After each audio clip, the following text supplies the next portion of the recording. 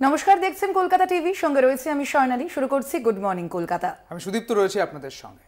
মুখ্যমন্ত্রীর কড়া বার্তার পর জবরদখল তুলে দিতে পুলিশকে সঙ্গে নিয়ে অভিযান পুরসভার। একাধিক জেলায় এই অভিযান চলে এবং এই অভিযানের পর তৎপর প্রশাসন।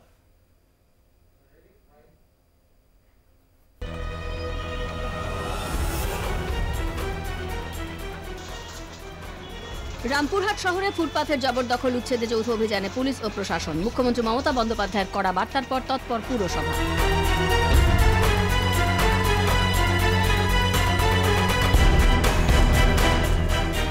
মুখ্যমন্ত্রীর উদ্বেগ প্রকাশের পর ফুটপাথ দখল করে থাকা অস্থায়ী দোকান ভাঙা শুরু করেছে সিউড়ি পুরসভা। জবরদখল উচ্ছেদে 11 দিনের একটি তালিকা তৈরি করা হয়েছে। হাসপাতাল মোড়ের ফুটপাথ দখল করে থাকা দোকানগুলি ভাঙার সিদ্ধান্ত। অনেক জায়গাতেই অস্থায়ী দোকান সরিয়ে নিয়েছেন দোকানিরাও।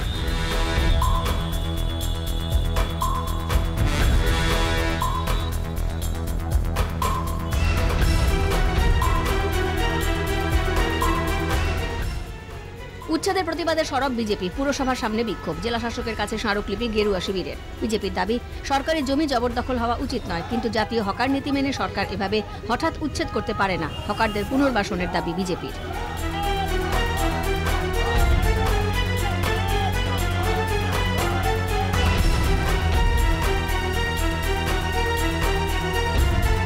জলপাইগুড়ির বানারহাট ব্লকের সাঁকোয়াঝোড়া গ্রামে বিজেপি পঞ্চায়েতের মদতে মরা নদী বিক্রির মতো গুরুতর অভিযোগ।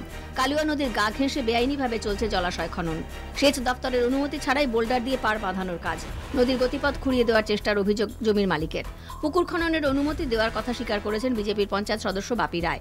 বিজেপির মণ্ডল সভাপতি কৌশিক নন্দীর দাবি, পঞ্চায়েত সদস্য এনওসি দিয়ে থাকলে ব্যক্তিগতভাবে দিয়েছে, তার দায় দল নেবে না।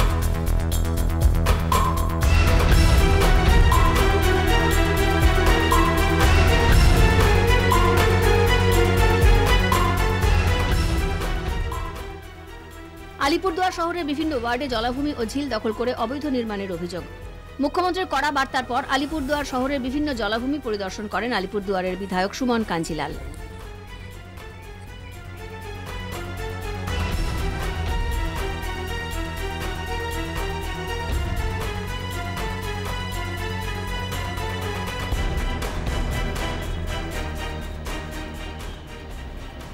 মুখ্যমন্ত্রীর কড়া বার্তার পর শিলিগুড়িতে উচ্ছেদ অভিযান। শিলিগুড়ির হিলকাট থেকে শুরু করে প্রধাননগর থানার অন্তর্গত জংশন, গুরুং বস্তি সহ বিভিন্ন এলাকায় রাস্তার পাশে ও ফুটপাথে থাকা দোকানদারদের সরিয়ে দেওয়া হয়।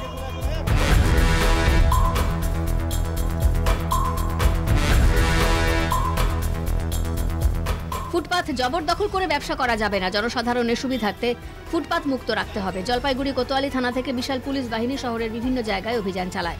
অতিরিক্ত পুলিশ সুপার শোভনিক মুখোপাধ্যায় ও আইসি কোতোয়ালি সঞ্জয় দত্ত উপস্থিত ছিলেন অভিযানে।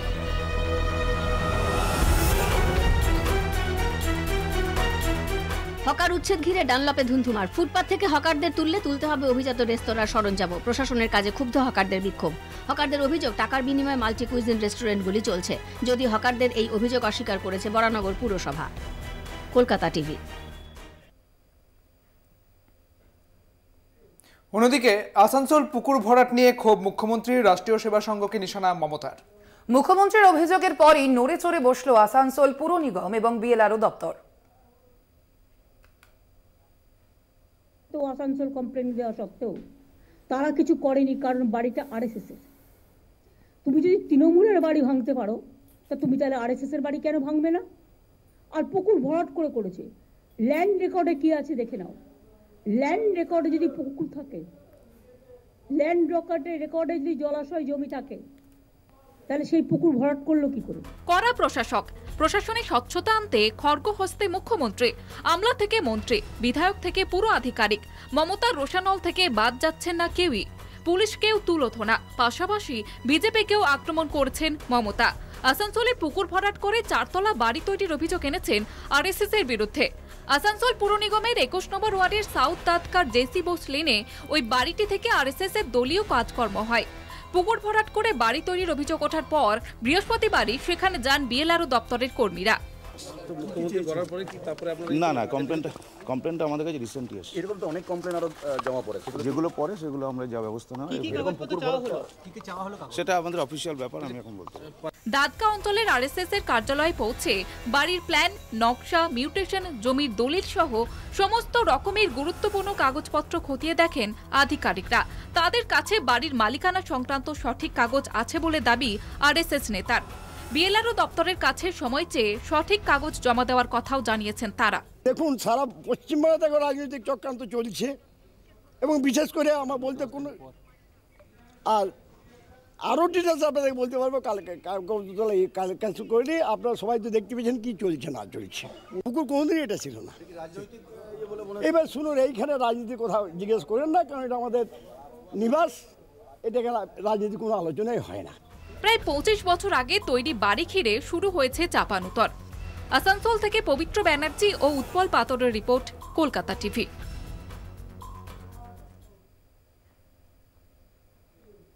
বিধানসভা উপনির্বাচনে জয়ী দুই তৃণমূল প্রার্থী সায়ন্তিকা বন্দ্যোপাধ্যায়, রিয়াদ হোসেনের শপথ গ্রহণ ঘিরে বেড়েই চলেছে জটিলতা। এবং সংবিধান প্রণেতা আম্বেদকরের মূর্তির পাদদেশে সংবিধান হাতে ধর্নায় সায়ন্তিকা, রিয়াদ জনগণের দ্বারা নির্বাচিত জনপ্রতিনিধিদের শপথ আটকে রাখা নিয়ে সরব মুখ্যমন্ত্রী। পাল্টা বিরোধী শিবিরের। এবার রাষ্ট্রপতিকে চিঠি দিচ্ছেন বিধানসভার অধ্যক্ষ। রাজ্য রাজভবন সংঘাত, দুই বিধায়কের শপথের তালবাহানা। 4 জুন লোকসভা ভোটের সঙ্গে ফল বেরিয়েছে বাংলার দুই বিধানসভার উপনির্বাচনের।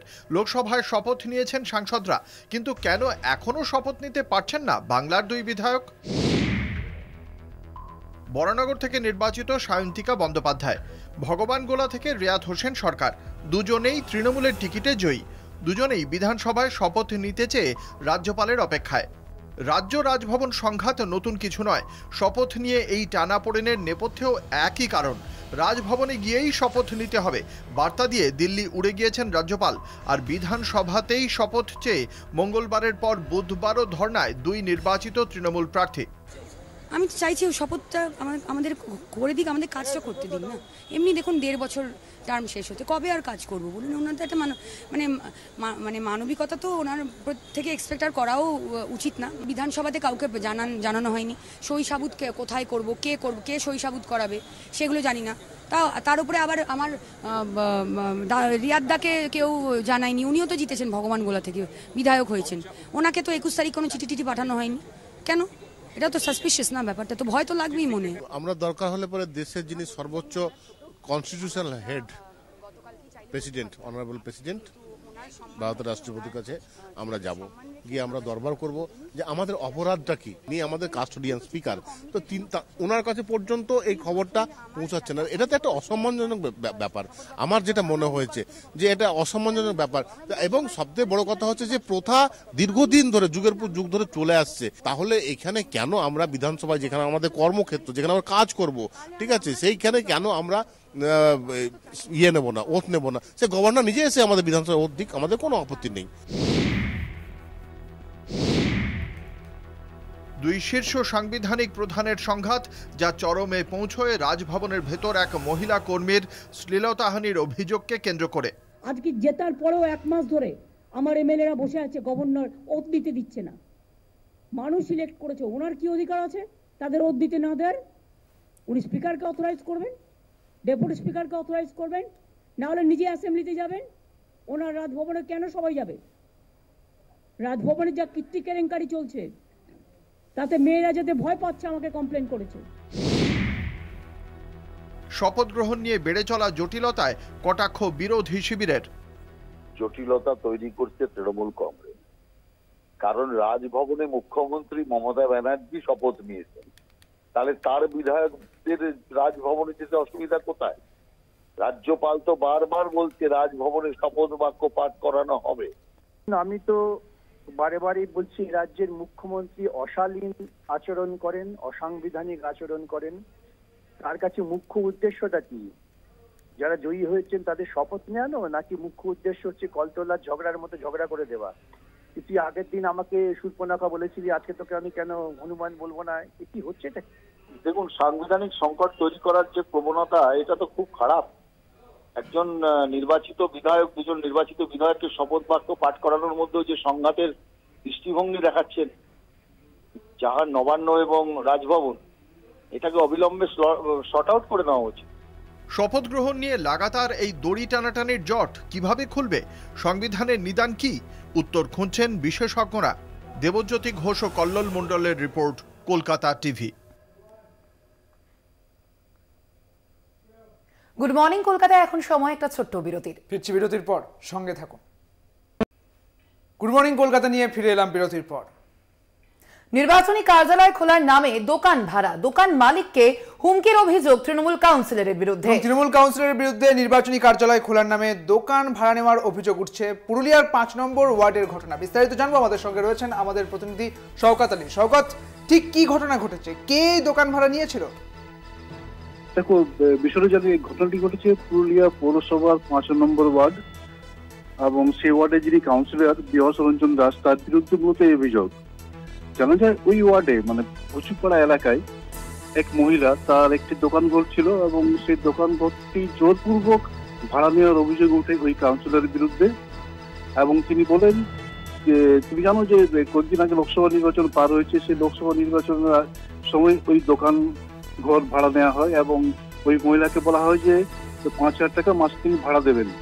কিন্তু নির্বাচন শেষ হয়ে যায় এবং শেষ হওয়ার পরে কিন্তু তাকে ওই কাউন্সিলর, মহিলা যিনি অভিযোগ করছেন যে ওই কাউন্সিলর তাকে ঘর ভাড়া দেননি, এবং যখন তার কাছ থেকে যখন ভাড়া চাইতে যান তখন তাকে রীতিমতো হুমকি দেওয়া হয় এবং মাত্র তাকে 1,000 টাকা দেওয়া হয় এবং বলা হয় আর কোনো টাকা দেওয়া হবে না।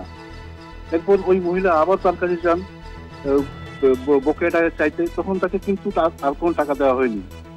আর এই পুরো বিষয়টি ওই মহিলা ফেসবুকে বিষয়টি নিয়ে সরব হন এবং পোস্ট করেন সেখানে। তারপরে রীতিমতো ওই মহিলাকে হুমকি দেওয়া হয় বলে অভিযোগ করে ওই মহিলা। বেশ, প্রশাসনের ভূমিকা কি রয়েছে?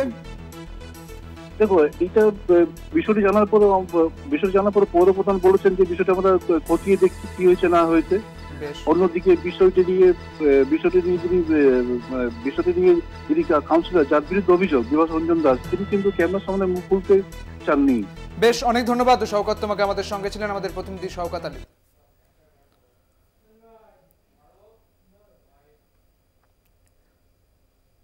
আর একটি গুরুত্বপূর্ণ খবরের দিকে নজর রাখবো। পানীয় জলের কল থেকে বেরিয়ে আসছে সাপের খোলস, মাংসের টুকরো। আরামবাগের ঘটনা, আরামবাগ 15 নম্বর ওয়ার্ডের ঘটনা।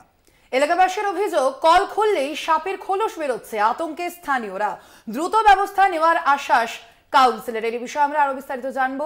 ফোন লাইনে রয়েছেন আমাদের প্রতিনিধি দীপাঞ্জন রয়। দীপাঞ্জন, কি জানা যাচ্ছে, ঠিক কি অভিযোগ সামনে আসছে? সেইখানে যখন সকালে স্থানীয় বাসিন্দারা জল নিতে যায়, দিয়ে যখনই কলের ট্যাপ খুলে তখনই দেখা যায় যে সাপের আঁশ এবং কিছু পচা গলা মাংস তাদের বালতিতে পড়ছে, এবং তারপরে এলাকায় চাঞ্চল্য ছড়ায়। সঙ্গে সঙ্গে দ্রুত খবর যায় স্থানীয় কাউন্সিলরের কাছে। তারা এসে ব্যাপারটা খতিয়ে দেখে, এবং তার আগেও যারা জল নিয়েছিল তারা যখন ভাত রান্নার জন্য সেই জল ব্যবহার করছিলেন, তখনও তার মধ্যেও সেই অংশ দেখতে পায়। তো এই নিয়েই সারা এলাকায় চাঞ্চল্য ছড়িয়ে পড়ে, এবং স্থানীয় যারা কাউন্সিলর ছিলেন উনি তৎক্ষণাৎ সেই জায়গায় পৌঁছয় এবং ব্যাপারটি খতিয়ে দেখে, এবং পৌরসভায় সেটাকে জানানো হয়। পৌরসভার তরফ থেকে যদিও আশ্বাস দেওয়া হয়েছে যে এরকম কোনো ঘটনা ঘটার কথা নয়, কিন্তু কিভাবে ঘটেছে বা কারা ঘটালো নাকি সেটা খতিয়ে দেখা হচ্ছে।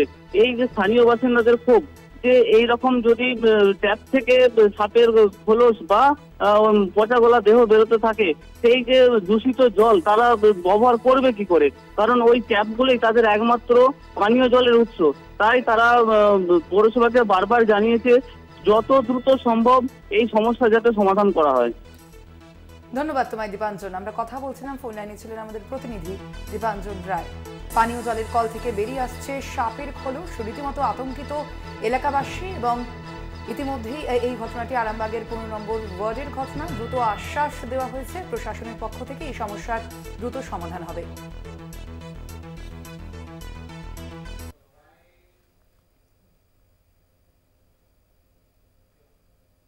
গুড মর্নিং কলকাতা আজ এ পর্যন্তই। দেখতে থাকুন কলকাতা টিভি, রাত দিন 7 দিন।